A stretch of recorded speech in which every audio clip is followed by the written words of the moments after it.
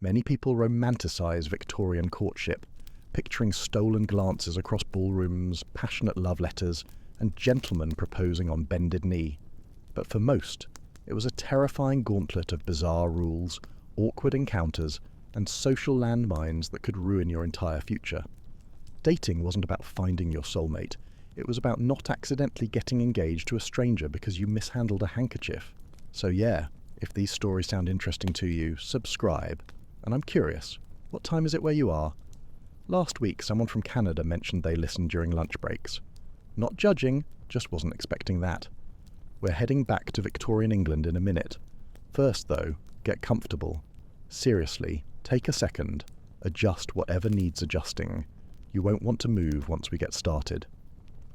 Your eyes flutter open in London, 1875. The first thing that hits you is the weight. Something heavy is pressing down on your ribs, squeezing your waist like you're being slowly crushed by a python. You take a shallow breath, that's all you can manage, and realise you've woken up in a corset, and not just any corset, but one cinched so tight you can feel your organs rearranging themselves to make room. Miss Elena, please hold still, we must have you looking perfect today. That's your lady's maid Agnes, currently attempting to compress your waist to the fashionable 18 inches. You're 21 years old, it's your third season in London, and if you don't secure a husband soon, you'll be well on your way to spinsterhood. Unlike your comfy bed back in 2025, you're perched on the edge of a wooden chair in your dressing room, gripping the sides as Agnes performs what can only be described as socially acceptable torture in the name of beauty. Your mother insists you look your absolute best today, Agnes continues, giving the laces another brutal tug. Lady Harrington's tea is very important. I hear Mr. Blackwood will be in attendance. You stifle a groan. Mr. Blackwood, the latest in your mother's parade of suitable matches. He's wealthy, from a good family, and about as interesting as watching paint dry. But he's eligible, and in Victorian England, that trumps personality every single time. I spent a concerning amount of time researching Victorian matchmaking for this story, and let me tell you, dating apps might be a hellscape, but they're nothing compared to the Victorian marriage market. Courtship in the 1800s was basically a real-life game of chess where one wrong move could ruin your entire life. Agnes, you whisper, must the corset be so tight? I could hardly breathe at Lady Pembroke's ball last week. Your mother says a gentleman doesn't want a wife who eats more than a bird, Agnes replies, not easing up one bit. Now, let's get you into your dress. The dress, a pale blue morning gown with enough layers to clothe a small village. The wire cage crinoline underneath keeps the skirt extended in a perfect bell shape. It looks elegant, but feels like you're wearing a prison. You can't sit properly, can't move quickly, and can't even use the bathroom without a major operation. Not that a proper Victorian lady would ever admit to having bodily functions. The marriage market, your one and only career. For women, marriage was essentially their career. A bad match could mean a lifetime of misery with no escape. Divorce was nearly impossible, incredibly scandalous, and usually left women destitute. The stakes were impossibly high. Your mother has been up since dawn, Agnes says, arranging your hair. She's determined to see you engaged before the season ends. You know what she isn't saying. Your younger sister is waiting her turn to be introduced to society, and having two unmarried daughters doing the rounds at the same time would be both expensive and slightly embarrassing. You're taking up space in the marriage market. Time to move inventory. Picture this. The Victorian marriage market was literally called the season. It ran from April to August when Parliament was in session. Aristocratic and upper-middle-class families would pack up from their country estates and head to London for months of strategically planned social events. The entire purpose? To throw young women and men together in carefully supervised settings so they could find suitable matches. Miss Elena, your mother wants to review your dance card before we leave, Agnes says, pinning the final strands of your hair into place. The dance card was a little booklet attached to your wrist by a ribbon where gentlemen would pencil in which dances they'd reserved with you. A full dance card meant you were popular. An empty one meant you were failing miserably. Dating by way of public performance and immediate visible judgment. Fun. Agnes, what if... What if I don't want to marry Mr. Blackwood or any of Mother's choices? Agnes looks at you like you've suggested flying to the moon. Miss Elelanina, she says quietly, what choice do you have? And that's the million-dollar question, isn't it? Because in Victorian England, particularly for women, choice wasn't really part of the equation. The goal was marriage, preferably advantageous marriage, and the entire society was structured around making that happen. A debut, a dress, and a dossier. The coming out process had nothing to do with sexuality and everything to do with announcing, "Hello world, I'm officially on the marriage market." For upper-class girls, this meant being presented at court, literally curtsying before the Queen to signal your debut into society. It was essentially a royal stamp of approval saying, "This one's ready for breeding." Your coming out had been 3 years ago. You remember standing in a line of nervous girls in white dresses with feathers in their hair, waiting to curtsy before Queen Victoria herself. One girl actually fainted. Nobody helped her until after her presentation was complete. Priorities. "You look beautiful, Miss Elelanina," Agnes says, stepping back to admire her work. You stare at yourself in the mirror. You do look beautiful, in the Victorian sense. Pale skin, achieved by staying indoors, a tightly corseted waist, and elaborately styled hair. You're a perfect product, packaged and ready for market. When you head downstairs, your mother is waiting in the drawing room, already dressed in her visiting clothes. She looks you up and down with the critical eye of a livestock judge at a county fair. "Elelanina, dear, turn around." You do a slow spin, and she nods approvingly. The blue brings out your eyes. Mr. Blackwood mentioned he favours blue. Of course he did, and of course she remembered. Your mother has been collecting information on eligible bachelors like she's building a dossier for the Secret Service.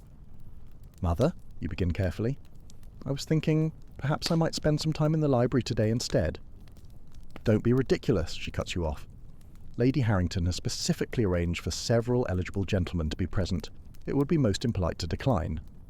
Translation: get in the carriage, we're going husband hunting. The carriage ride to Lady Harrington's is uncomfortable, both because of your corset and the lecture your mother delivers on property etiquette. Don't speak unless spoken to. Don't laugh too loudly. Don't eat too much. Don't sit too close to a gentleman, but also don't be standoffish. It's like trying to navigate a labyrinth blindfolded. "And remember," your mother says, as the carriage pulls up to the impressive townhouse, "Mr. Blackwood is heir to a considerable fortune. His family owns property in both Kent and Yorkshire." You nod dutifully.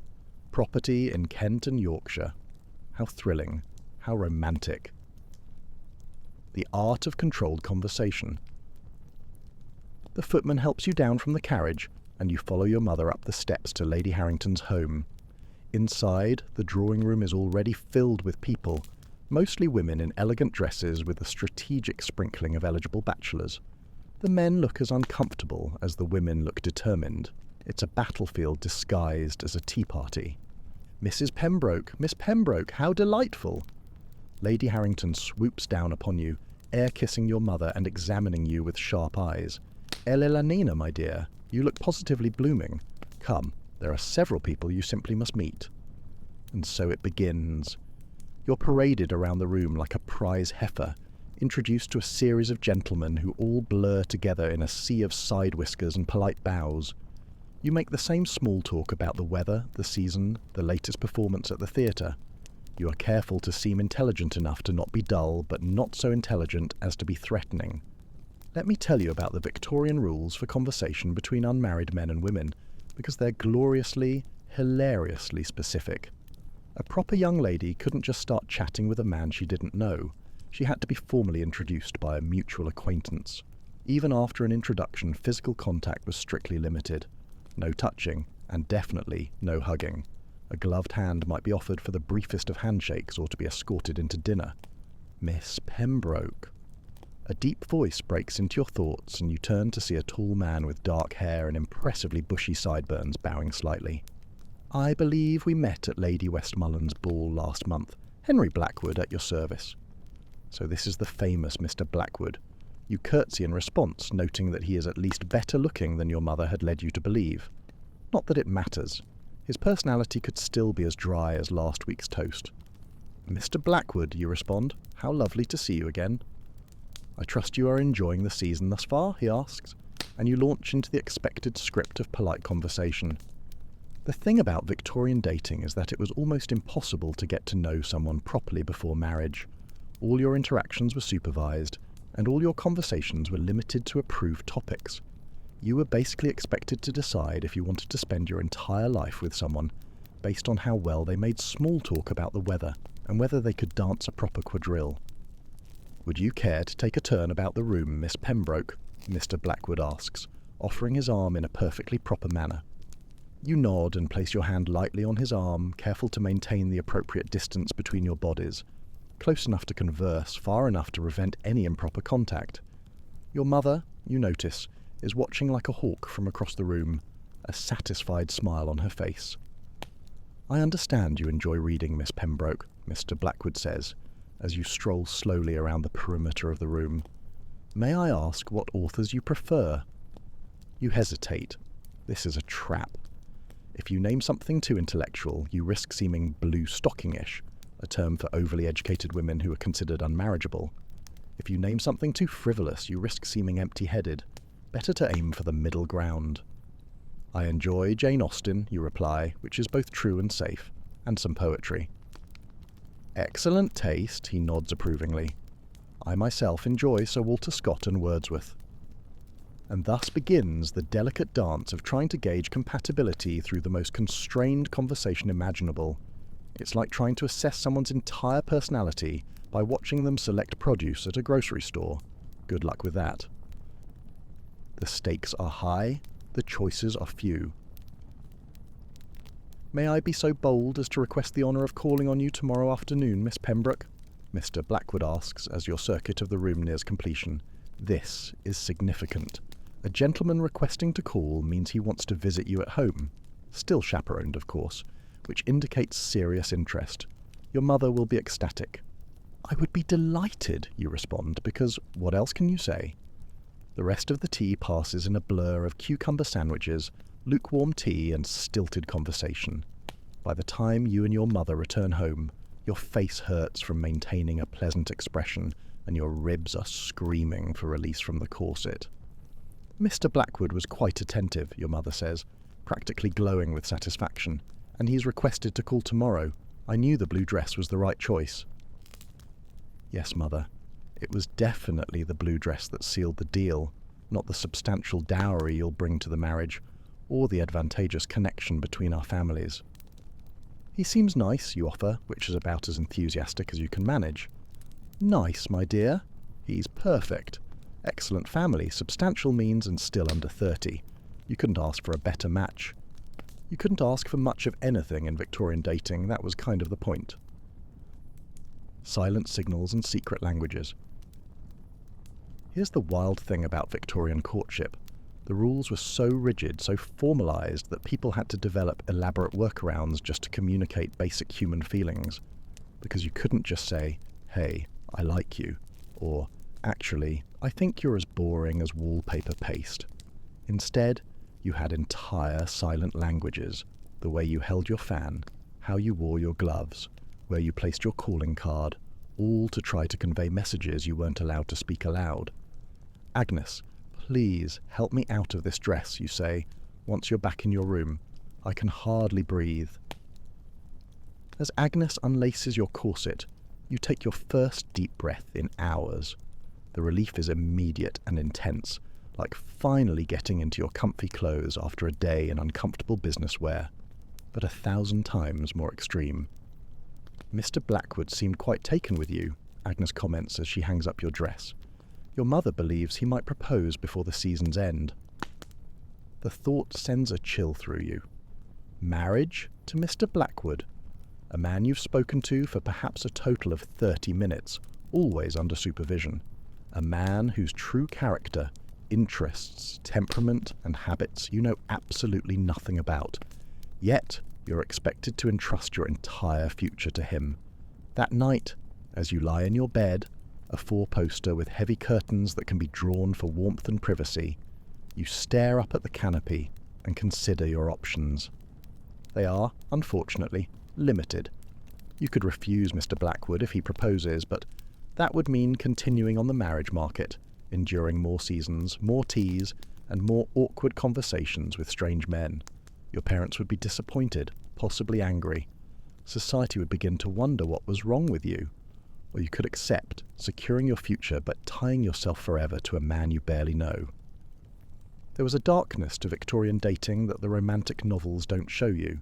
People made desperate choices because the alternatives were worse.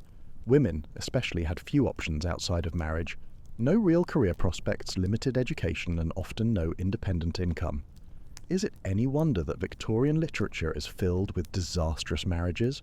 They were basically playing relationship roulette with the highest possible stakes. A walk in the park, a test of wills. The next day, Mr. Blackwood calls at exactly the appropriate hour. Not too early to seem eager, not too late to seem disrespectful. He's shown into the drawing room where you wait with your mother, who has strategically arranged herself at the far end of the room, close enough to chaperone, far enough to give the illusion of privacy. "Miss Pembroke," he bows, "you look lovely today." "Thank you, Mr. Blackwood," you curtsy in return. "Won't you sit down?" He takes a seat across from you, maintaining a proper distance. Your mother pretends to be engrossed in her embroidery, but is clearly listening to every word. "I trust you're well?" he asks. "Very well, thank you," you reply. "And yourself?" "Quite well." An awkward silence falls. This is the problem with Victorian dating small talk. There are only so many polite nothings you can exchange before you run out of approved topics. "I was wondering," Mr. Blackwood says finally, "if you and your mother might do me the honour of accompanying me to the botanical gardens tomorrow. The weather promises to be fair. A public outing, another step in the courtship progression." Your mother looks up from her embroidery, beaming. "We would be delighted," she answers before you can speak. "Wouldn't we, Elena?" "Yes," you say, because again, what choice do you have? That sounds lovely. Mr. Blackwood stays for exactly the appropriate amount of time, not so short as to be rude, not so long as to be presumptuous, before taking his leave with another bow and a promise to call for you at 2 o'clock tomorrow. As soon as he's gone, your mother is by your side, practically vibrating with excitement. "A walk in the gardens, my dear. He's clearly smitten. I wouldn't be surprised if he speaks to your father within the month." "Mother, I've barely spoken to him," you protest. "I hardly know him at all." She pats your hand condescendingly. "Nonsense. Your father and I were engaged after 3 meetings. That's how it's done in proper society. You'll have a lifetime to get acquainted after you're married." The Victorian approach to marriage compatibility was wildly different from ours today. We worry about emotional connection, shared values, and whether someone's Netflix preferences are compatible with ours. Back then, it was all about social standing, financial security, and family connections. Actual personal compatibility was considered a nice bonus if it happened, but certainly not a requirement.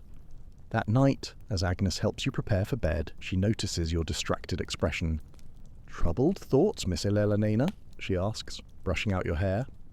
"Agnes, do you think it's possible to marry for love in our world, or is it always just a business arrangement?" Agnes's hands pause briefly before resuming their work. "I think," she says carefully, "that love can grow where it's planted, but the soil must be right first." Translation: Sure, you might eventually fall in love with Mr. Blackwood, but first make sure he's not going to leave you penniless or treat you badly. You climb into bed, your mind still spinning with thoughts of tomorrow's outing and what it might mean for your future. The mattress is stuffed with horsehair, the luxury option in Victorian times, and your sheets are fine linen. But despite these comforts, sleep feels distant. In the quiet darkness of your bedroom, you wonder what Mr. Blackwood is thinking. Is he lying awake too, contemplating a future with you? Or is he simply checking off boxes on his list of requirements for a suitable wife? Does he care about your thoughts, your dreams, your desires? Or just your dowry and family connections? You'll likely never know. That's the tragedy of Victorian dating. 2 people making life-altering decisions based on the barest acquaintance, both wearing masks of propriety that hide their true selves. It's a system designed to create matches, not happiness. As you finally drift towards sleep, your last thought is of tomorrow's garden walk and what new steps in this elaborate courtship dance it might bring. The rules are clear, the expectations set. All that remains is to play your part in this carefully choreographed performance and hope that when the music stops you find yourself in a partnership you can endure, if not enjoy. The language of fans, flowers and handkerchiefs. Your body sinks deeper into your modern mattress as you think about how different dating is today compared to Victorian times. How lucky we are to be able to actually get to know someone before committing our lives to them. How fortunate to have choices, independence, and the freedom to express our feelings directly instead of through elaborate codes and signals. The morning of your garden outing dawns bright and clear. Your stomach is in knots, not from excitement, but from the sheer weight of expectations. Yesterday, your mother spent 3 hours coaching you on proper garden walking etiquette, as if strolling through flowers requires specialized training. "Agnes," you whisper, as she tightens your corset for the day. "What if I trip and fall into a rose bush?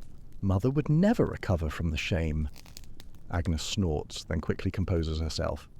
"Miss Elena, just remember to keep a proper distance from Mr. Blackwood, and for heaven's sake don't touch anything without your gloves." Ah, yes, the gloves. In Victorian England, bare hands were practically considered obscene. A proper lady never ever went outdoors with naked hands. The physical barrier of fabric between your skin and the world was just one more way to maintain that precious proper distance between yourself and potential suitors. As Agnes helps you into your walking dress, a slightly less formal outfit that still requires a corset, petticoats, and enough fabric to upholster a sofa, you notice her slipping something into your small handbag. "What's that?" you ask. "Your fan," Agnes says with a meaningful look. "The ivory one with the painted birds." "Of course. Your fan." That seemingly innocent accessory was actually the Victorian woman's secret weapon. I found this amazing book at a museum gift shop, once that translated the Victorian language of the fan, and holy crap, it was basically Morse code with wrist flicks. Museum guides will tell you that women use these signals to communicate secretly with potential suitors across crowded rooms, all while looking perfectly proper. "Remember what I taught you," Agnes murmurs as she arranges your hair. "The fan is your voice, when your lips must remain silent." Agnes had been the one to teach you the secret language of the fan, knowledge passed down from lady's maid to lady's maid, a covert communication system developed by women who had no other way to express their true feelings in public. "Drawing it across your cheek means..." Agnes quizzes you. "I love you," you respond automatically. Twirling it in the right hand, "I wish to be rid of you." Resting it on your right cheek? "Yes, left cheek." "No." Agnes nods approvingly. "Good. Use it wisely." You almost laugh at the absurdity of it all. Here you are, a grown woman, having to resort to elaborate fan movements just to say yes or no to a man. But that was Victorian dating for you. All about indirect communication, hidden messages, and plausible deniability. When the maid announces Mr. Blackwood's arrival at precisely 2 o'clock, you and your mother descend the stairs with practiced grace. He stands in the foyer, top hat in hand, looking every inch the proper Victorian gentleman. "Mrs. Pembroke, Miss Pembroke," he bows. "I've brought the carriage. Shall we?" The handkerchief telegraph. The carriage ride to the botanical gardens is silent and awkward, with your mother sitting between you and Mr. Blackwood like a human chastity belt. When you arrive, Mr. Blackwood helps first your mother, then you down from the carriage, careful to touch only your gloved hand and only for the briefest moment. The gardens are beautiful, filled with exotic plants from across the British Empire. As you stroll along the gravel paths, your mother deliberately slows her pace, allowing you and Mr. Blackwood to walk slightly ahead, still within sight, but with the illusion of privacy. "I must say, Miss Pembroke," Mr. Blackwood begins, "you look particularly lovely today." "Thank you, sir," you respond, keeping your eyes modestly lowered. "I've been meaning to ask, do you enjoy music? I myself am quite fond of the pianoforte." Are these probing questions about shared interests, the Victorian equivalent of "what's your favourite Netflix show?" "I do enjoy music," you reply, "though I play only tolerably well." "I should very much like to hear you play sometime," he says. and there's a warmth in his voice that wasn't there before. Is he actually interested, or just going through the motions? It's impossible to tell through the thick veil of propriety that covers every interaction. This is when the fan comes into play. As you walk, you open your fan and begin to fan yourself slowly. According to the secret code, this indicates "I am married," which is obviously not true, but you're curious to see if Mr. Blackwood knows the language. His eyes flick to your fan, then back to your face, a slight frown creasing his brow. So, he does know the code. Interesting. You switch tactics, closing your fan and drawing it across your cheek. "I love you." His eyebrows shoot up in surprise. "Miss Pembroke," he says, his voice slightly strained. "Are you feeling quite well? Perhaps the sun is too strong for you." You suppress a smile and switch signals again, this time resting the fan against your left cheek. "No." Now he looks thoroughly confused. "Perhaps we should find some shade," he suggests, clearly trying to make sense of your contradictory messages. The thing about the language of the fan is that it was never standardized. Different etiquette books publish different meanings for the same gestures. What meant "I love you" in one guide might mean "leave me alone" in another. It was a communication system designed for miscommunication. I once read this absolutely bonkers Victorian etiquette guide from 1870 that listed over 20 different fan signals, each with a specific meaning. The author claimed it was the secret language understood by all ladies of quality. But then I found another guide from the same year with completely different interpretations. No wonder everyone was confused. As you continue walking, your mother catches up, perhaps sensing that something unusual is happening. "Ah, the orchid house," she exclaims. "Shall we?" Inside the humid glass structure, exotic orchids bloom in a riot of colours. It's beautiful, but the real attraction is a moment when your mother becomes distracted by a particularly unusual specimen, and you find yourself momentarily alone with Mr. Blackwood behind a large palm. "Miss Pembroke," he says quietly, "I confess I'm having trouble interpreting your signals." So he does know the fan language. You feel a blush creeping up your neck. "I was merely cooling myself," you lie, closing your fan with a snap. "Of course," he nods, but there's a twinkle in his eye that suggests he doesn't believe you for a second. "Though if I may be so bold, if you wish to communicate with me, perhaps words would be clearer than other methods." Is he teasing you? That seems impossibly forward for a Victorian gentleman. But before you can respond, your mother reappears and the moment is gone. The fan wasn't the only secret communication system in the Victorian dating arsenal. There was also the language of flowers, where each bloom carried a specific message. A red rose meant love, of course. But did you know that yellow carnations meant "you have disappointed me," or that striped carnations meant "I cannot be with you"? As you exit the orchid house, a flower seller at the garden gate catches your eye. She's offering small posies for sale, little bunches of mixed flowers tied with ribbon. On impulse, you pause. "Would you like one, miss?" the woman asks, holding out a particularly pretty arrangement of daisies and forget-me-nots. Before you can answer, Mr. Blackwood steps forward. "Allow me," he says, purchasing the posy and presenting it to you with a slight bow. You accept with a curtsy, aware that this small exchange is laden with meaning. A gentleman giving a lady flowers is a significant step in courtship, and these particular flowers, daisies for innocence and forget-me-nots for true love, carry their own message. Did Mr. Blackwood choose this specific posy on purpose? Does he know the language of flowers as well as the language of fans? Or was it simply the prettiest one available? "How thoughtful, Mr. Blackwood," your mother approves, watching the exchange with hawk-like attention. And then there's the handkerchief, another seemingly innocent item loaded with secret meaning. You've tucked one into your sleeve, as every proper lady does. Dropping it accidentally on purpose is a classic move to attract a gentleman's attention. As you continue your walk, you deliberately let your handkerchief slip from your sleeve to the ground. Mr. Blackwood immediately notices. "Miss Pembroke, you've dropped your handkerchief," he says, bending to retrieve it. Now comes the crucial moment. How he returns it will indicate his interest. If he simply hands it back, he's being polite but not particularly interested. If he presses it to his heart before returning it, he's declaring his affection. Mr. Blackwood does neither. Instead, he tucks the handkerchief into his coat pocket with a smile. I believe it's customary for a gentleman to keep such a token, is it not? With your permission, of course. Your mother looks like she might faint from joy. This is practically a declaration of intent in Victorian terms. Yes, you manage to say, your face burning. You may keep it. Congratulations. You've just engaged in the Victorian equivalent of changing your Facebook status to in a relationship. Look, I'm not making this stuff up. Victorian people wrote actual guidebooks on handkerchief flirting. I found this one journal from 1867 that published a whole system called the handkerchief telegraph.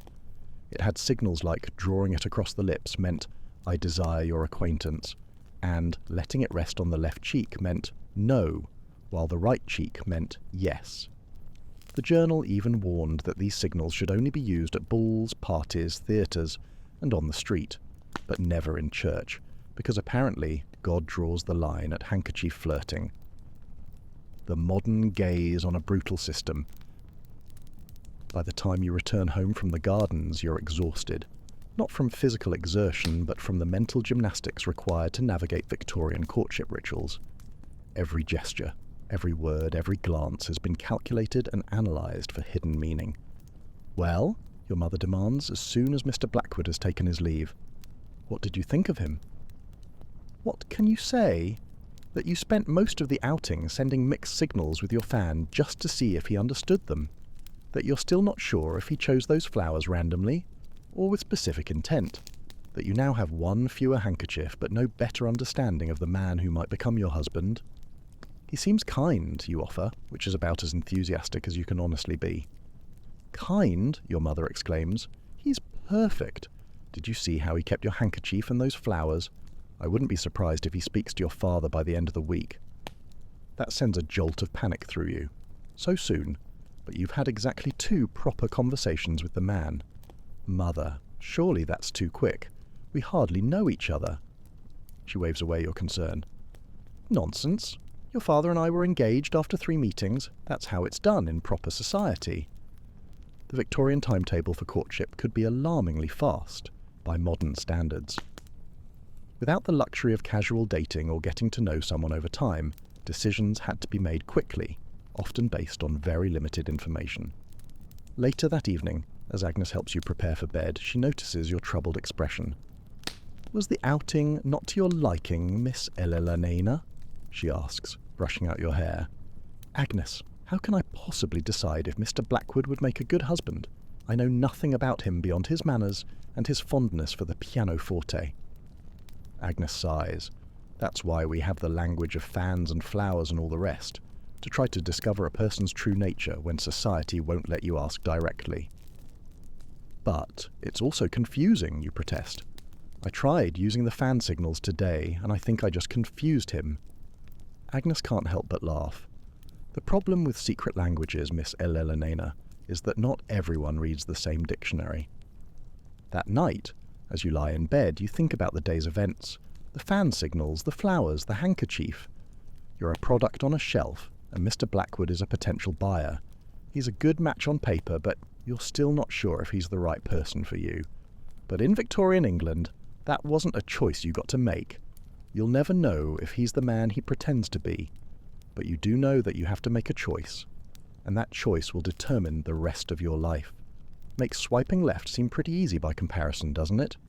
Gather round, little one, and settle in. Tonight, we're going to travel back in time to a world of lace, tea, and very, very straight spines. It was a place called the Victorian era, and in this world, manners weren't just about being polite. They were a bewildering and beautiful secret code. Imagine you're not a child in your comfy bed, but a young lady visiting the parlour of a distant, very proper aunt. You've been told to sit up straight, hands folded just so, and never let your back touch the chair. Why? Because in this strange world, posture wasn't just a detail, it was destiny. The unbreakable rule of the spine. You sit with your spine as straight as a ruler, your hands demurely folded in your lap, shoulders back and chin gently tucked. You dare not lean back, for that would suggest laziness, and crossing your legs is simply scandalous. Stretching is for animals, not for proper ladies. In this time, your body spoke before you did. A straight spine showed discipline, poise, and good breeding. Bad posture was deeply suspicious, a sign of moral or spiritual failure. Mothers trained their daughters early, balancing books on their heads during sewing lessons. Some homes even had special posture-correcting chairs, wooden nightmares with no back support that forced you to sit upright for hours while embroidering something you would never use. This scrutiny followed you everywhere, from carriages to churches to ballrooms. Imagine walking into a party where every mother is secretly grading your vertebrae. The way you walked was just as important. You must glide, not march or shuffle. Your feet were meant to barely lift off the floor, toes pointed forward, with your heels making no sound. It's said that some girls were even fitted with backboards, stiff wooden devices strapped to the torso to correct curvature, which felt more like a medieval torture device than a fashion accessory. And here's where it gets especially odd. The obsession with posture wasn't just about beauty, it was a link to your health too. Physicians claimed poor posture squished your organs and ruined your femininity. Yet, despite the importance of a straight spine, corsets, those rib-crushing, lung-collapsing monstrosities, were still the norm. It's a special kind of irony to be judged for bad posture, while your entire torso is being cinched to the width of a baguette. You learn to keep your back rigid even when your emotions are not, practicing smiling without slouching, sitting without sinking, existing without offending. And you realize your spine wasn't just about bone alignment, it was about social alignment. Yours had better match theirs, or else. Generations of women grew up to suffer chronic back pain and pinched nerves, all in the name of respectability. Still, even in the face of absurdity, some found quiet resistance. They added extra padding to their dresses to look more upright or bravely, gloriously, just slouched when no one was looking. Because sometimes survival meant pretending to care about decorum while secretly giving your spine a break. The secret language of the fan. You're getting used to this, aren't you? Your posture is still perfect and your hands are folded just so, but your fingers twitch slightly, reaching for the small folding fan nestled beside your teacup. This fan isn't just for keeping cool, it's your only weapon in this parlour battlefield, and you wield it not for heat, but for communication. In the Victorian world, you weren't allowed to say what you actually thought, so you spoke with a fan, a delicate, fluttering, ostrich-feathered lie detector. This wasn't just dainty flirting, it was a full-blown code system, a tactical espionage tool disguised as an accessory. Speaking openly to a man was scandalous, but passing him a secret message with a flick of your wrist? Perfectly acceptable, as long as no one else caught it. The fan had a whole glossary. Dropping your fan meant we shouldn't be seen together. Snapping it closed quickly meant leave me alone. Resting it against your right cheek meant yes. The left cheek? No. Slowly drawing it across your eyes meant forgive me. And if you covered your heart with it, I love you. Subtlety was survival. Fans were the secret messages of their day. This was a form of power too. In a world where you couldn't vote or own property, a fan was your Morse code, your stylish defense mechanism. And fans were not cheap. A fine lace fan imported from France could cost a small fortune. So not only were you learning a secret language, you were expected to perform it with a fragile piece of artisan craftsmanship. Drop it, break it, and you weren't just clumsy, it was symbolic, like dropping your reputation right onto the parquet floor. The fan wasn't the only accessory under this heavy social microscope, but it was one of the few that gave women a quiet form of power. It's a clever, fluttering rebellion against the very rules it lived within. Women weren't allowed to speak their minds, but they could whisper with silk and feathers. And you wonder how many grand romances, secret affairs, or polite rejections happened without a single word spoken. Finally, picture this. You're at your last ball of the season. You see him across the room, the one you meant to send signals to all week. You try again. A glance, a flutter, a flick. Maybe he catches it, maybe he doesn't. But you hold your fan high, composed, unreadable, because even if you're boiling inside a gown with 37 buttons, you still know how to say everything without saying a word. The pocket crisis. You're getting used to the fan, sort of.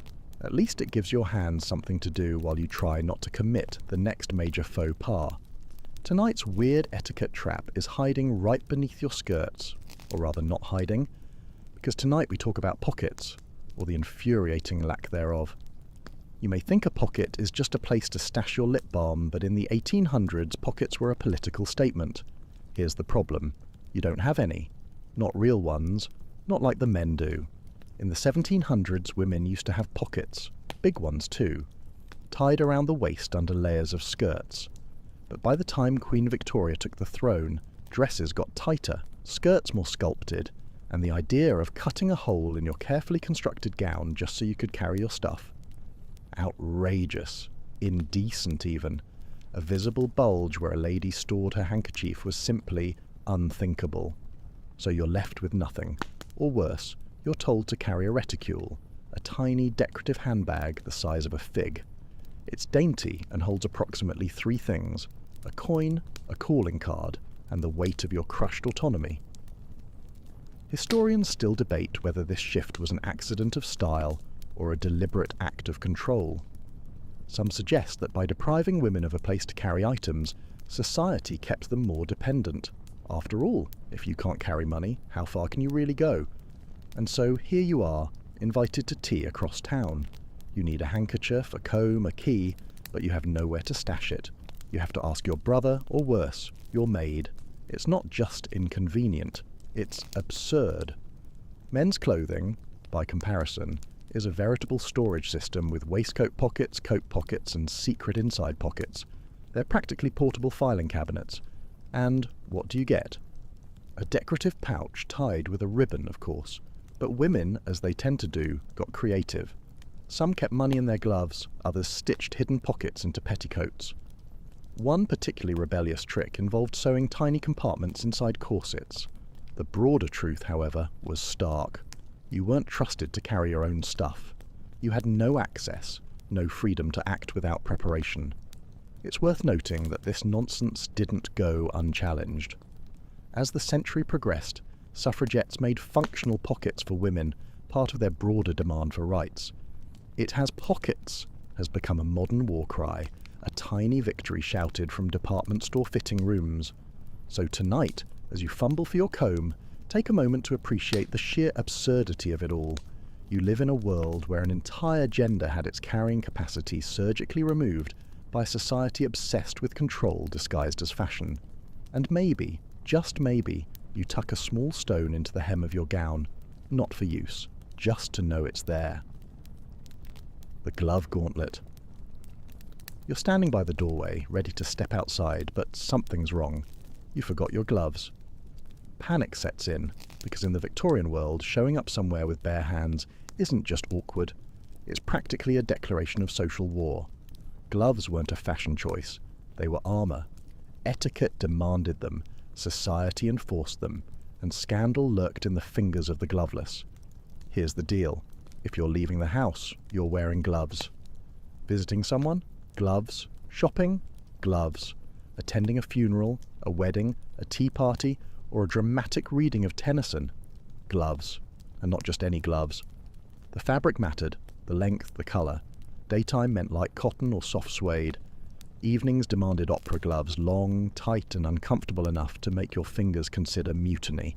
There were rules, dozens of them. You remove your right glove when shaking hands. You never eat with your gloves on, but you don't remove them the moment you enter a room. You wait until the appropriate social cue, usually once your hostess has done it first.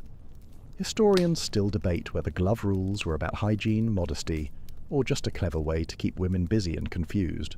To touch bare skin was intimate, scandalous even. A man touching a woman's hand without gloves could ignite a flurry of gossip. A gloved handshake was proper. A bare one was practically a marriage proposal. And yet, gloves weren't just barriers, they were stage props. A lady might accidentally drop one, knowing full well a gentleman would dive to retrieve it. That tiny scrap of fabric would become a relic, but fine gloves were expensive, and if a glove ripped in public, you'd better hope it was your non-dominant hand. Exposed knuckles were social suicide. Gloves were also associated with morality. She's no better than a woman who walks around bare-handed, someone might whisper. Gloves became metaphors for purity and good breeding. To remove them in public was like peeling away propriety. It's no wonder gloves became a favourite prop in novels, usually right before the scandal chapter. So here you are, walking into your aunt's parlour 5 minutes late, hoping no one notices your gloveless state. You keep your hands close to your skirts, maybe you pretend to be chilled, but deep down, you know what the room is thinking. What else has she forgotten? Her modesty? Her morals? Her marriage prospects? It's ridiculous, and yet you feel it, that tiny anxiety, that flutter of shame, all from 10 fingers and no gloves. So next time you slip your hand into a warm glove on a cold morning, spare a thought for your Victorian counterpart. She wasn't just keeping her hands warm, she was keeping her dignity intact, one stitch at a time. The calling card gauntlet. You've survived the glove crisis, bravo, but don't relax just yet. You're now standing outside the home of a Mrs. Hartford Smith, the air thick with the scent of lavender and social anxiety. You're not here for fun. You're here for a calling, a ritual more complicated than chess, and about as enjoyable as doing your taxes in a corset. Welcome to the dizzying etiquette of Victorian visiting cards. These weren't just paper, they were your entire social resume, reputation, and personal brand distilled onto a little rectangle of cardstock. It had to be creamy, tastefully engraved, with no colours, no frills, and absolutely no scent. This was not a love note. This was diplomacy. And you're not just here to say hello. You're performing an elaborate social dance where one wrong move, a premature knock, a misfolded card, can doom your reputation for a full season. You reach into your tiny card case and extract a card with your gloved fingers. You hand it to the maid. Now, here's where it gets interesting. You don't get to walk in. Oh no. If you're not expected, you leave your card at the door, literally. This is leaving one's card, and it is Victorian for just checking in to make sure I'm still part of your acceptable friend tier. Sometimes you fold the top left corner to indicate you're calling in person and not just dropping by. A folded bottom corner meant condolences, an edge turned under meant congratulations. There were so many tiny signals on these cards they might as well have come with subtitles. If your card is accepted and you're invited in, congratulations. You now have to navigate the actual visit. This means entering a drawing room like you're made of lace and self-doubt, perching on the edge of a settee, and preparing for 15 minutes of intense performative civility. No more, no less. Staying too long is rude. Leaving too soon is worse. You must speak politely about the weather or the Queen's latest headache while pretending you're not here purely out of obligation. You may not talk politics. You may not talk religion. You may certainly not talk about how bored you are. Laughter is allowed, but only gently, only with a handkerchief ready. The loud kind of laughter, the one that might suggest joy or confidence, is for taverns and men. Even the storage of these cards was strategic. Most genteel homes kept a silver tray in the entry hall where guests would deposit their cards, and because appearances were everything, some families would fluff up the tray with old cards to make it seem like they were more in demand than they actually were. That's right, people faked popularity using decorative litter. So as you step back into your carriage, tucking your gloves properly and faking a grateful smile, remember this. In the Victorian world, relationships weren't built with conversations. They were built with paper, polish, and precisely folded corners, and you'd better hope yours said exactly what you meant. The seating hierarchy. You've survived the calling card gauntlet, bravo. But don't relax just yet. You're now at a proper dinner party, and everyone is gliding to their assigned seats like human chess pieces. Tonight, the battlefield is the dining room, and your weapon is chair placement. Welcome to the world of seating hierarchy, where your social worth could be measured in inches from the host's elbow. First off, you do not choose your seat. No, the hostess does. She arranges the seating in advance with the seriousness of a military campaign. The head of the table is sacred territory. The host and hostess sit at opposite ends. To their immediate right and left are the guests of honour. If you're lucky enough to land a spot near them, congratulations. You're interesting this week. If you're seated near the foot of the table, well, you probably sneezed too loudly at the last garden party. This isn't just dinner, it's a social audit. Your seat tells everyone how the hostess ranks you. Closer means favoured, farther means forgettable. And if you're seated next to someone unpleasant, that's not an accident. It's a message.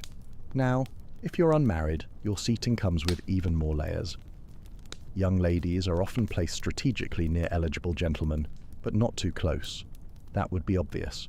You're expected to sit, glide and smile all at once. When your seat is pulled out, you must lower yourself in one fluid motion. No thuds, no shifting. Your back never touches the chair. Your ankles must remain side by side, hidden under your gown like a secret you'd never dare share. And here's a quirky detail. Women never sat down before the hostess. Ever. You wait until she sits, then you follow her cues. She sneezes. You politely bless yourself. When it comes to conversation, you're only supposed to talk to the person on your left during the first course, then the one on your right for the second. This alternates like a silent, formal dance. This rule was particularly stressful if you happened to be seated next to someone dreadfully boring, like Major Fortescue, who only talks about pigeons. But here's the kicker. This seating ritual was about stability. With so many rules in play, nobody could cause trouble without it being painfully obvious. A young man trying to flirt too boldly with a debutante? Impossible. He's stuck 3 seats down, forced to chat with her cousin. So you learn to endure, you smile, and you pretend not to notice the whispered comment about your gloves. You fold your napkin just right, and you wait, because in this room, silence is strategy, seating is status, and the dinner hasn't even started yet. The perilous stairs. The dinner is over, and your corset is staging a full-blown rebellion. But just when you think you've made it through the evening without social injury, your hostess rises and says, "Shall we take a turn about the drawing room?" Oh no. It's happening. You're going to have to walk in public with people watching, and worse yet, there are stairs. Victorian staircase etiquette was less about architectural navigation and more about avoiding moral collapse. Because somehow, even walking up a flight of stairs could be suggestive if you weren't careful. Here you are, a lady in a gown with 13 pounds of petticoats, and you must ascend with the grace of a duchess on a cloud. Behind you is a gentleman, and this is where things get delicate. In proper Victorian society, a man was never supposed to ascend the stairs directly behind a lady. That would mean he'd be at eye level with her ankles, or worse, her calves. And in this deeply paranoid social ecosystem, that was akin to gazing directly at her inner thoughts. Scandalous. Indecent. The result was that staircase protocol became weirdly specific. The man either had to hang back awkwardly, or if he was bold, go up first so he couldn't ogle anything he wasn't supposed to. It was like a duel of chivalry. After you? Oh, no, I insist, after you. I couldn't possibly. But I might see your shoes. Exactly. And speaking of shoes, those were another problem. Women's hemlines were long, but stairs made them treacherous. One wrong step, and the whole skirt could hike up just enough to flash a glimpse of stocking. So women learned to glide, holding their skirts just high enough to avoid tripping, but not so high that anything suggestive peeked out. You were expected to climb stairs like you weighed nothing, as if gravity itself admired your breeding and decided to ease up a bit. Descending stairs was a different kind of danger. Going down meant your face was visible, but you had to look at the steps, not the people watching. Eye contact while stepping down could be interpreted as boldness, and you never offered your hand unless you stumbled, in which case the appropriate gesture from a gentleman was to catch you and immediately apologize, as if he had done something wrong. It's all about appearances and control. But of course, rebellion existed. Daring women, the rebellious kind who didn't wait for a chaperone at every stairwell, who marched up stone steps without a single glance behind. These were often American women, scandalously independent. British society tolerated them, barely, but only because they were assumed to return home eventually. So back to you. Your foot touches the final stair. You've made it. Your skirt stayed in place. Your gloves didn't catch, and the gentleman behind you stared at the banister like his life depended on it. You step gracefully into the drawing room. One more etiquette obstacle conquered. The handkerchief's secret language. You've survived the stairs barely. But now you're perched once again on the edge of a too-small sofa, sipping tea that tastes like boiled patience. Conversation drifts around you, and you're politely pretending to care. But inside your sleeve, your hand is twitching. Tucked there is your secret weapon, your coded companion, your delicate, damp defender, the handkerchief. In Victorian society, a handkerchief wasn't just a square of fabric, it was a communication device. Folded, dropped, fluttered, or twirled, it sent messages more scandalous than the average dinner party ever dared to voice. The language of fans might have been dramatic, but handkerchiefs were low-key dangerous. Let's start with the basics. Everyone had one, some people had dozens. A lady never blew her nose audibly, that was considered ghastly. A gentle dab at the nostrils was permitted, barely, and only with grace. But beyond the sniffles, handkerchiefs were coded tools. Held neatly in the left hand, it meant, I'm awaiting your approach. Twirled absent-mindedly, I'm bored. Dropped by accident in front of a gentleman, that's no accident, that's bait. And if he picks it up and hands it back with a meaningful glance, well, now it's a courtship. Historians still argue how widespread this handkerchief language really was. Some claim it was just a literary flourish. Others believe women really did master these signals as a workaround to their voiceless roles. After all, when society says you can't speak first, you find other ways to get your message across. Lending someone your handkerchief was an intimate gesture, more intimate than a handshake. Lending it to a man meant something. Accepting one from a man was practically a contract. But sometimes it was weaponized. Think of the passive-aggressive sniff, the carefully timed dab of a dry eye during a dramatic reading. One woman reportedly caused a full household rift by accidentally leaving her lace-trimmed handkerchief on a rival's chair, embroidered with a monogram that wasn't hers. Handkerchiefs also had sentimental weight. They were kept in memory boxes pressed between pages of love letters. They were handed down mother to daughter as tokens of femininity and restraint. They absorbed more than tears, they absorbed history.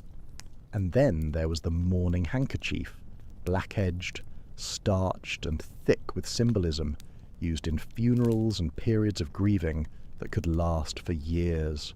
So tonight, as you tuck your handkerchief back into your sleeve, carefully folded, scented with rosewater, and embroidered with just the right degree of subtlety, you know its power.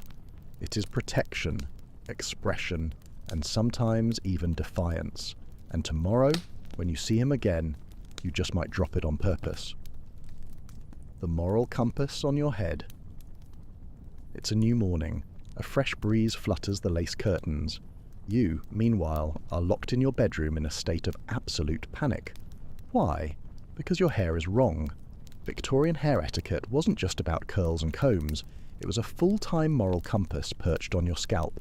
Your hair says everything before your mouth gets a chance to say anything at all. Hair was sacred, literally. It was tied to virtue and emotional state. Wild hair meant a wild woman. Perfectly coiled ringlets meant modest, well-raised, and just the right amount of repressed. You were expected to wear your hair up, always, unless you were under 13 or mourning. Letting your hair hang loose as a grown woman was reserved for the deeply ill or the artistically unhinged, and your hair had to be styled thoughtfully, tastefully, laboriously. Enter the pins. So many pins. You will spend at least half an hour each morning twisting your hair into a soft yet structured arrangement that looks effortless but requires a small engineering degree. Buns, braids, coils, and the occasional Grecian knot were all in fashion, but not too high. Showy, not too low, slouchy. Somewhere near the back crown of the head seemed safe. Of course, the materials mattered. Hairbrushes with natural bristles, tortoiseshell combs, ivory pins. Hair oil was a must, rose-scented preferably. A greasy sheen was in. Dry hair meant neglect, or worse, poverty. And let's talk about hair washing, or more accurately, the lack thereof. Weekly hair washing wasn't common because water was a production. Instead, they brushed a lot, 100 strokes a night. It wasn't just vanity. It was believed to stimulate the scalp, distribute oils, and prevent moral decay. The truly unhinged part? Hair as a keepsake. Victorians loved to gift locks of hair. Romantic partners exchanged curls tied with ribbon. Mothers snipped baby curls to keep in lockets. Mourning jewellery, bracelets, brooches, even full wreaths were made from the braided hair of the deceased. It's equal parts touching and morbid. And speaking of mourning, hair rules got even more complicated if you were grieving. For a widow in deep mourning, elaborate hairstyles were frowned upon. You wore your hair low and simple, possibly veiled. You were to look solemn, but still tidy. But here's the twist. Some women loved it. Hair was one of the few aspects of appearance they could control. It was private and public, yours but also society's. And within the tight confines of acceptable style, some found creativity. They developed signature twists, subtle ways to signal rebellion, or at least distinction. And there were outliers. Women who wore their hair shockingly short or scandalously loose. The papers fainted, but the next season the soft fringe bob became a quiet trend among younger ladies. So now, as you adjust the final pin, smooth the last flyaway, and glance one last time in the mirror, you breathe deep. Your hair is perfect, quietly dignified, not too interesting, not too plain. Just enough to earn polite nods from the other ladies, because in the end your hair doesn't just sit there, it speaks. And tonight it says, I know exactly what I'm doing, even if you absolutely, definitely do not. The perilous laugh. You've managed your hair, your gloves, your calling cards. You've climbed the stairs with grace and survived the dinner seating chart unscathed. You're practically royalty until you laugh. Just a little chuckle, a tiny well-earned burst of amusement at Lord Batten's absurd opinion that cucumbers are naturally spicy. And suddenly, the room shifts. Heads turn. Eyebrows twitch. A silence heavier than your bustle settles in. Because tonight, dear friend, you have committed the crime of improper laughter. Victorian women, you see, were expected to express amusement the way one might react to a particularly tasteful doily. With quiet, composed appreciation, anything louder than a mild titter, dangerous. Loud laughter was unladylike, undignified, and worst of all, vulgar. A lady should cover her mouth, not hide her face like a ninja, but delicately, as if catching a butterfly of amusement before it flutters away. The volume must stay low. The eyes can sparkle but not roll. The shoulders may shake slightly, but any indication of a real body involved in the laugh is unthinkable. Etiquette books offered actual instructions on how to laugh. You were to be mirthful, not boisterous, amused, not gleeful. No open mouths, no toothy grins, a smile that lingers. Charming. A giggle that echoes. Dreadful. It wasn't just laughter itself, it was who you laughed at. Making fun of someone above your station dangerous? Laughing with someone of higher status? Risky. Mocking anyone in the room? Utterly off limits. Most safe? Laughing at yourself as long as it was gentle and didn't imply actual self-awareness. Victorian men, by contrast, were encouraged to laugh. Roaring with laughter over port and roast beef was positively masculine. But women were to receive humour, not contribute to it. To laugh gently, or not at all. This disparity didn't go unnoticed. Some women turned it into an art. They mastered the mirror laugh, reflecting the amusement of their companions without betraying what they actually thought. It was emotional ventriloquism. You never laughed first. You never laughed louder. You laughed socially, not emotionally. But the real danger was in laughter that sounded like joy. You laugh loudly and people assume you are bold. Bold becomes brash. Brash becomes dangerous. And suddenly your name is being mentioned in the same breath as actresses, American heiresses, and worst of all, suffragists. It's no wonder that in some private gatherings, women's laughter was still restrained, but genuine. A brief reprieve where they could be human for 15 minutes between tea refills. So now, as you sit on that too small sofa, eyes sparkling but lips barely parted, you release a laugh. Soft, polished, palatable. It floats out into the parlour, lands gently on the floral rug, and disappears. You've passed. But just once, when no one's looking, you allow yourself a real one. Sharp, loud, joyful, and utterly forbidden. The houseguest's ballet. The parlour has quieted, the fire is down to a polite flicker, and the guests are beginning their elaborate goodbyes. But you're staying the night, a guest in someone else's home, a delicate situation requiring supreme grace, silent footsteps, and a well-packed overnight bag. Because in the Victorian era, being a houseguest wasn't just about showing up with flowers and a toothbrush. No, you were expected to perform a hospitality ballet, a precise, exhausting, utterly baffling set of rituals known as guest etiquette. Let's start with your arrival. You never just drop in. You send a note in advance requesting permission to visit. Once inside, you are no longer entirely human. You are a guest, which means you must be delightful, undemanding, and eternally grateful, even if the bed is lumpy and the wash basin smells faintly of mothballs. Your bags are taken up by a servant, and you're led to your room. There's a pitcher of water, a comb you probably won't use, and a bell pull cord that you are absolutely terrified to touch.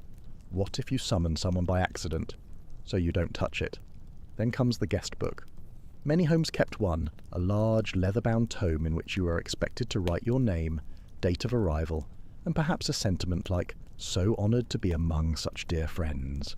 Anything less than syrupy flattery marked you as ungrateful. You don't compliment the food too much. Doing so implies surprise, as if to say, "What delicious roast partridge." Sounds like, "I didn't expect this dump to serve edible game." So you keep it modest. So agreeable, you might murmur. Quite a pleasing texture. Food is not about pleasure, it's about civility. The rest of the day is structured. Morning walks, reading in the drawing room, maybe croquet if the host is feeling whimsical. And you are expected to participate.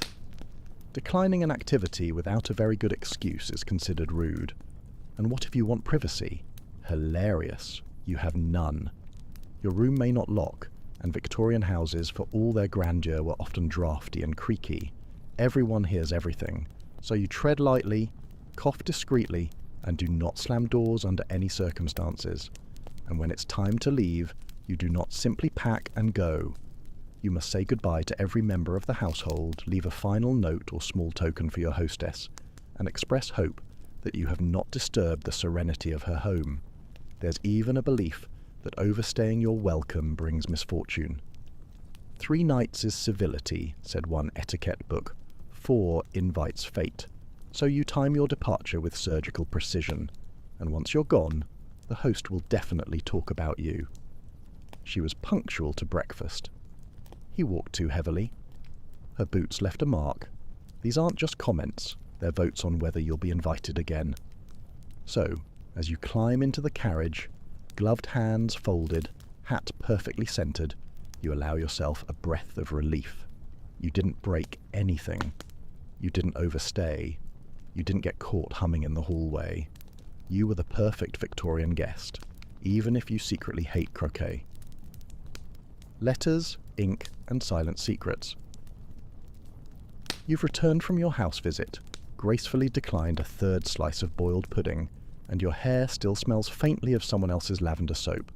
But before you can collapse in a grateful heap, you remember you've got to write letters, and not just any letters, proper ones.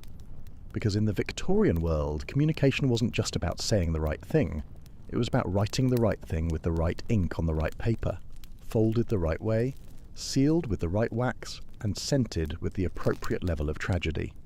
Your writing paper must be cream or pale blue. A subtle monogram is acceptable, provided it doesn't scream, "I designed this myself with dreams of grandeur." Envelopes, ungummed. You seal them with wax, of course. And yes, there is a correct wax for every occasion. Bright red is romantic, black wax is for mourning, blue is for friendships. Your ink must be black or dark blue. Violet is flirtatious, and green ink, as we've noted, is for rebels and poets. But now you add your secret ingredient, scent.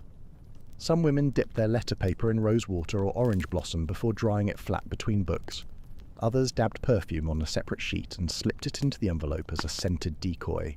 A letter that smelled faintly of lavender was familial.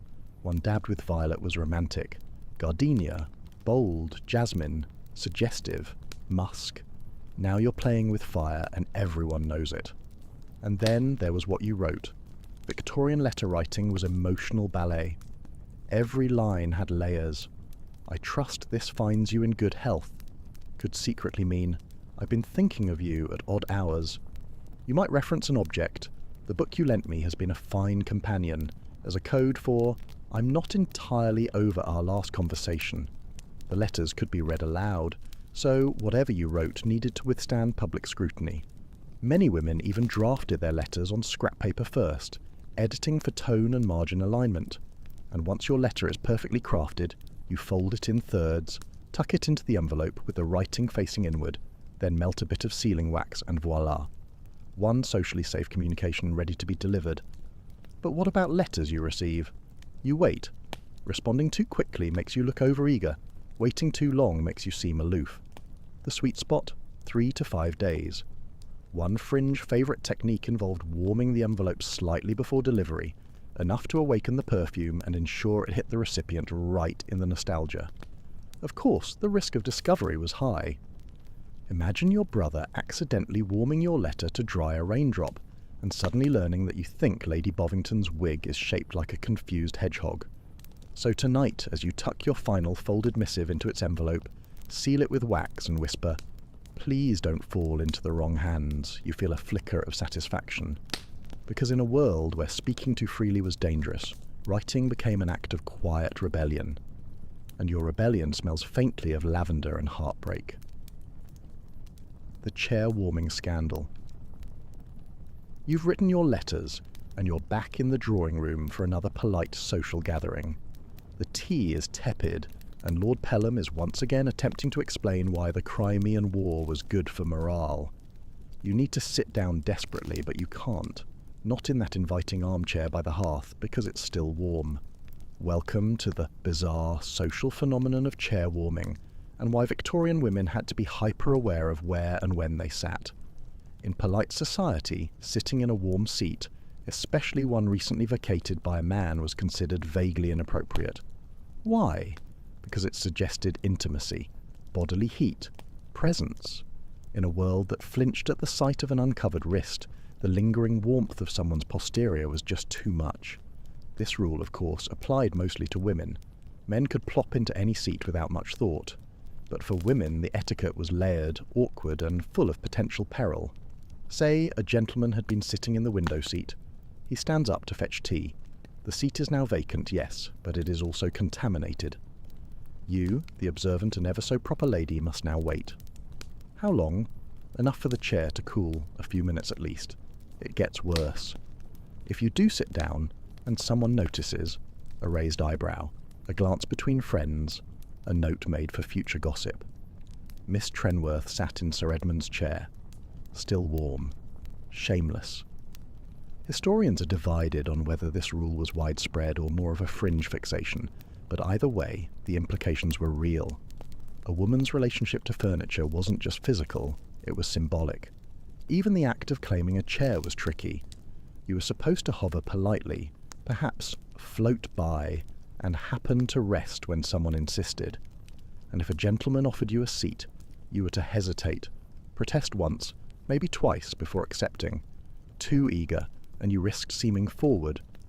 The goal was to appear as though you were doing him a favour by allowing yourself to be seated. And let's not forget how you rose from a chair. Not too fast, you might seem startled. Not too slow, you might seem reluctant. You pressed your gloved hands on the armrests, leaned slightly forward, and rose as if lifted by an invisible string. If your skirts swished, fine. If anything got caught in the upholstery and required tugging, ruinous. So now, back to you. You're hovering, carefully scanning the room. That chair by the fire is empty, but it was occupied moments ago by Captain Frobisher. You decide to wait, casually perch on the edge of a nearby footstool, and smile serenely. You are neither so bold as to invade a man's warmth, nor so fragile as to collapse without cushioning. You're a woman of elegance, of restraint, of internalized seating anxiety. And when another chair opens, fully cooled, socially neutral, with just the right balance of form and fabric, you glide into it with the poise of someone who spent her entire life preparing for this exact moment. The parlour tightrope. You've claimed your seat with all the grace of a duchess on a cloud, and manage to fold yourself into it without flashing a single petticoat ruffle. Your posture is textbook, but now you've reached the most treacherous terrain in the Victorian household, the parlour.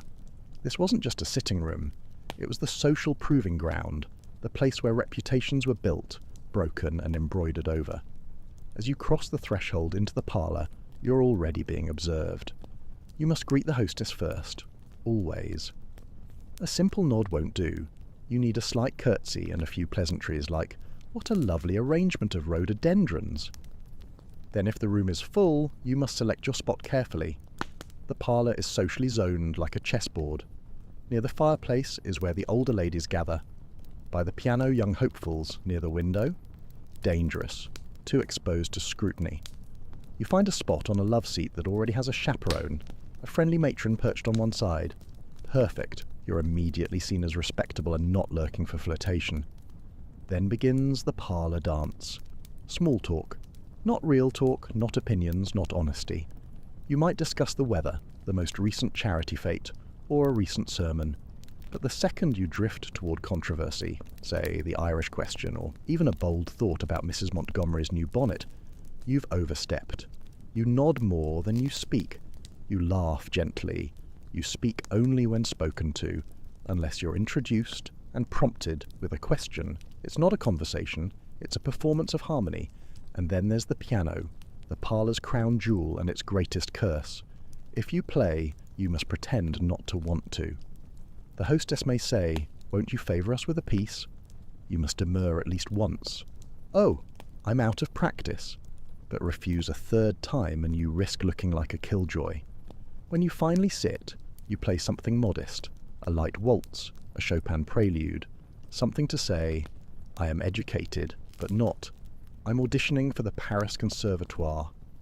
The most dangerous subject of all? Men. You do not bring up a gentleman unless he's royal, dead, or both. Even referencing your own brothers or cousins too frequently could be seen as a subtle way of parading connections. And heaven forbid you mention a gentleman's appearance. One innocent remark about someone's shoulders, and suddenly you're branded as bold. So tonight, as you sip your imaginary tea and nod along to a very tedious discussion about corn yields, you know exactly how to survive. You ask polite questions, you feign interest, and when someone dares to say something real, you pause, smile, and offer them a lifeline. How about those rhododendrons this year? The ankle scandal. So you've learned how to sit, speak, walk, and even blink like a lady of impeccable Victorian decorum. But what if, in a moment of unguarded impulse or gasp, curiosity, you wanted to speak to a man alone, in private? Well, you couldn't. Welcome to the unnerving realm of the Victorian chaperone system, where no interaction between a proper young lady and a gentleman could be left to chance. If you wanted to talk to a man, you needed a witness, a buffer, a walking, breathing embodiment of social caution. Your chaperone, your mother, your older sister, or a vigilant aunt, had one job: to observe, redirect, and if necessary, intervene. Unsupervised conversations between unmarried men and women were potential ticking scandals. A 5-minute chat on a park bench could fuel weeks of gossip. A walk in the garden without a third party. You may as well start planning the wedding or the exile. The rules were stiflingly clear. If a gentleman called upon you, he did so in the presence of your family. If he wrote to you, the letter was often read aloud by a third party first. If you met him in public, you could only speak if introduced, and never for longer than it takes to comment on the weather. If he invited you anywhere, the answer was always a polite no. This system either protected women or imprisoned them. Some say it gave women the protection they needed in a society obsessed with appearances. Others claim it was a method of control, ensuring every interaction could be monitored and judged.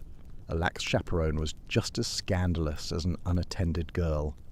If Mrs. Southworth allowed her niece to speak to the curate for more than 10 minutes, people started asking, why?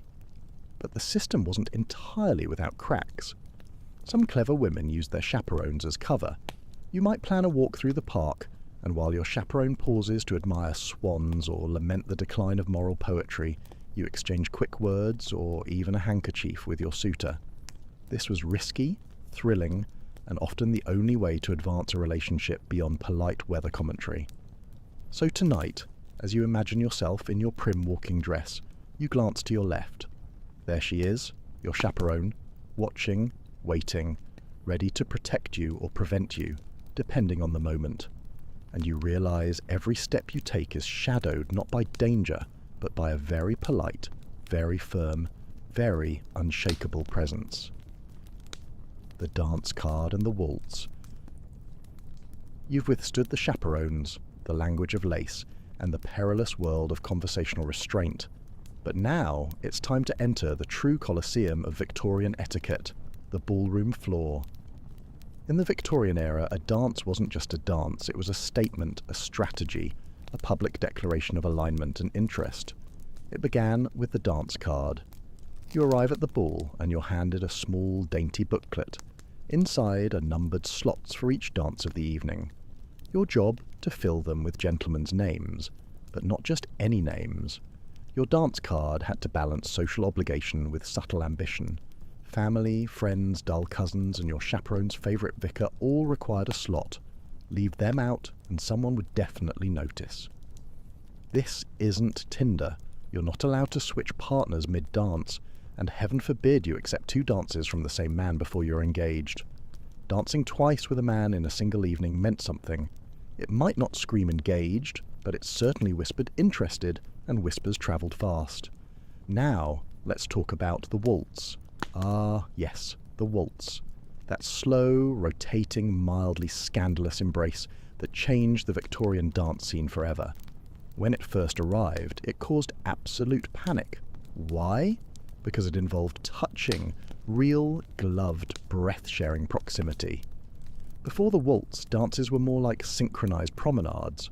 But the waltz, that was chest to chest, well, corset to coat, arms around waists, a brief yet blazing bubble of intimacy right in the middle of a chandelier-lit battlefield.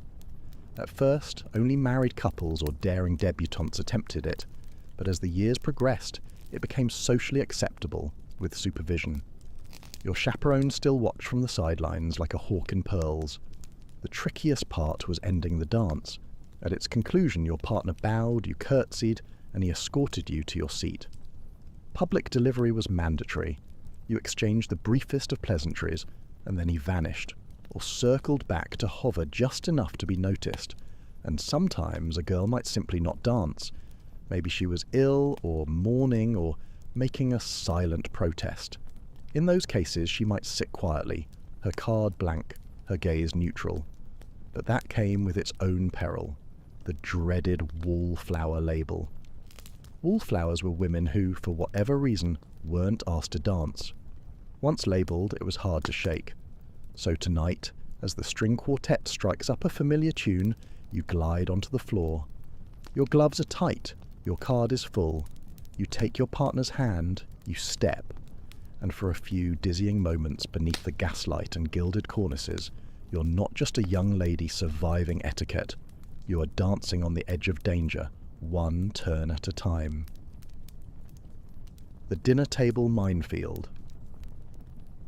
By now, you've successfully navigated the drawing room, decoded glances, waltzed with restraint, and survived the judgmental stares of every embroidered sofa in sight. But all of that fades in comparison to the most terrifying arena in Victorian society, the dinner table. This wasn't just about eating, it was about performing a flawlessly choreographed act of elegance while covered in lace and surrounded by gravy-based landmines. You're seated between 2 gentlemen, strategically chosen by the hostess, and your job for the next 2 hours is to make small talk, eat without chewing audibly, and avoid committing one of the many dining taboos. Let's begin with the napkin. It's placed delicately on your lap, not tucked into your collar. You unfold it quietly and place it across your lap, as if it just drifted there by accident. Wipe your mouth discreetly. Never wipe your face. Never, under any circumstance, drop it. Dropping your napkin could mean disaster. If you bend down to grab it, you risk flashing a glimpse of ankle. Then, the cutlery situation. There is so much of it, aligned like battalions, and the rule is simple: work from the outside in. But in the panic of the moment, your mind goes blank. You glance to your left, you glance to your right, you copy them, you survive. But the real horror is the food itself. Victorian cuisine could be elaborate, unidentifiable, or just aggressively slimy. Jellied eels, brain cutlets, and boiled calves' feet were all fair game, and you must eat it politely. Take small bites, chew with your mouth closed. Never speak with food in your mouth. Never salt your food before tasting it. That implies you doubt the cook's ability, which is grounds for exile. If you dislike something, just leave it quietly. Making a face or pushing it aside will earn you a permanent slot on the scandal roster. And then we have the sauce conundrum. Sauces were everywhere, and they were dangerous. They dripped, they splashed, they betrayed. One flick of the wrist, and suddenly your elbow-length gloves are covered in a horrific terrine. Historians still debate whether the overuse of sauces was a culinary preference or a societal tactic to test composure under fire.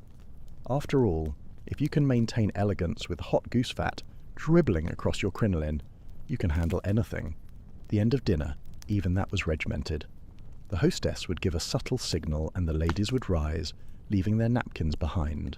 They would sweep out of the room like a bouquet of whispering ghosts, heading for the drawing room while the men remained for cigars and politics.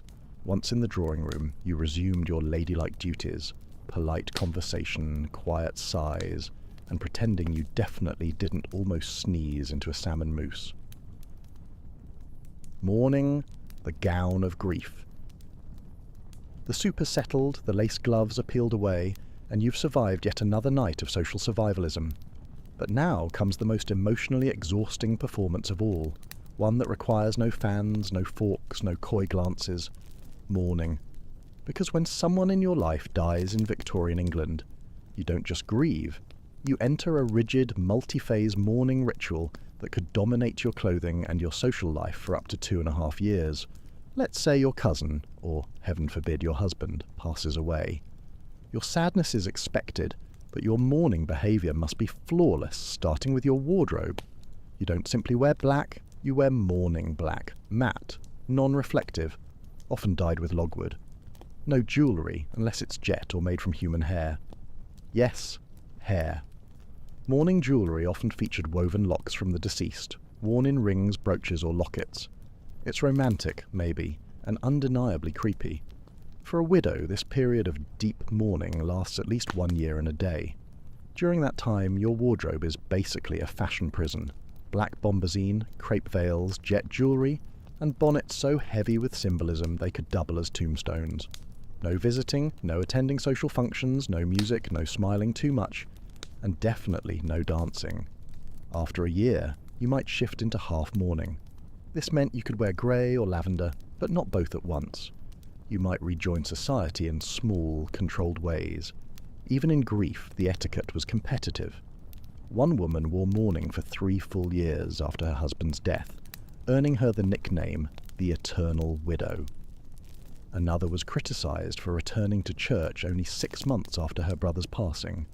Historians still argue whether this elaborate grief etiquette offered comfort or cruelty. Some say it gave structure to overwhelming emotion. Others believe it was designed to police women's behaviour, turning natural sorrow into a theatre of endless denial. Men had mourning rules too, but theirs were simpler, shorter, and, surprise, far more forgiving. A black armband, a dark suit, and after a few months life resumed. Women, however, were expected to carry the visible burden of grief like a full-time job. To forget to mourn correctly could jeopardise not only your social standing, but also your moral reputation. A cheerful widow? Untrustworthy. A laughing mourner? Indecent. But through all this there was power in mourning. The power to set boundaries, to opt out of the marriage market, to claim space in a world that rarely allowed women to define their own roles. In the crepe and jet and silence, some found freedom, albeit cloaked in sorrow. So tonight, as you imagine yourself in the flickering candlelight of a darkened drawing room, your dress is heavy, your veil drawn. Your grief is visible, curated, and officially sanctioned. You sip your tea in silence, and for once, nobody expects you to smile. The veil of night. And now, finally, you let the veil fall away. Not the morning kind, but the gauzy, imaginative one we've worn together tonight. The corsets unclasp, the gloves slip off, the ballroom hush fades. You're no longer balancing teacups, decoding fan signals, or avoiding eye contact. You're just here, still breathing. The strange rules, the endless posture checks, the swirling dance of Victorian expectations, it all melts into a soft, distant fog, like a parlour mirror gently fogged over, hiding sharp edges, smoothing the outlines of a world that was at once impossibly rigid and absurdly theatrical. Let your shoulders sink into the mattress now. Feel the tension ebb away like the final notes of a string quartet echoing down the hall. No more etiquette, no more whispered judgments, just you, weightless, drifting through velvet dark stillness. The night deepens, the world outside hushes, the bustle of 1,000 silent rules, the creak of morning gowns, the clink of a spoon against bone china, all of it fades. What's left is quiet, safe, simple. You are no longer performing. You are resting. Let yourself surrender to that slowness, that hush. Let your breathing stretch out like a curtain being drawn. You've survived the unspoken code of an entire era. Now it's time to sleep, not under the rules of society, but beneath the calm of your own soft quiet. You did well tonight. Sleep deeply now, knowing the world will still be there in the morning, just a little less corseted.